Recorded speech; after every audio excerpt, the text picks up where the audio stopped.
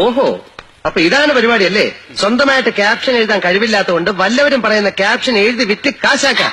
ഞാൻ സമ്മതിക്കില്ല. എന്റെ ക്യാപ്ഷനാണ്, എനിക്ക് വേണം. എന്റെ പ്രോഡക്റ്റ് പരസ്യം ചെയ്യാൻ ഞാൻ ആർക്കും കൊടുക്കില്ല.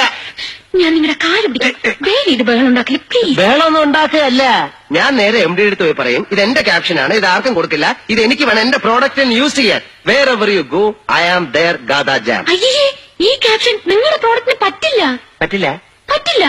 എന്റെ ജാം ആരും മാറ്റി തിന്നണ്ട, ഞാൻ തിന്നോളാം. എന്റെ ക്യാപ്ഷൻ ഞാൻ കൊടുക്കില്ല, തരില്ല തരില്ല തരില്ല തരില്ല. അയ്യോ പ്ലീസ്, അരുത്. ഞാൻ എന്ത് വേണേലും ചെയ്യാം, പോകരുത്.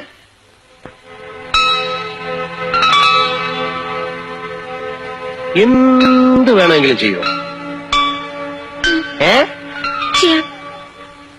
അല്ലേ വേണ്ട, ഞാൻ പോയി പറഞ്ഞേക്കാം. അയ്യോ പറയരുത് പറയരുത് പ്ലീസ്. പിന്നെ വാക്ക് മാറരുത്. ഇല്ല. സത്യം? സത്യം. ഇതെന്ത് സത്യം? ഞാൻ പോയി പറഞ്ഞേക്കാം. അയ്യോ വേണ്ട, പറയരുത്. ശരി എങ്കിലേ എന്നോട് പറ ഐ ലവ് യു. ഞാനിപ്പോ പോയി പറയും, കമ്പനി പൂട്ടും, MD തൂങ്ങും, ഗാഥയുടെ പണി പോകും. ഓക്കെ. അയ്യോ പറയാം. പിന്നെ പറയാൻ ഇത്ര പ്രയാസം എന്തോന്ന്? ഐ ലവ് യു എന്ന്.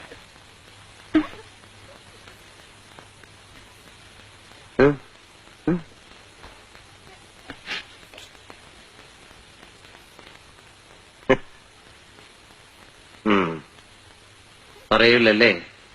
പറയാം. ഇല്ലെങ്കിൽ ഞാൻ പോയി പറയാം. Okay, tell me.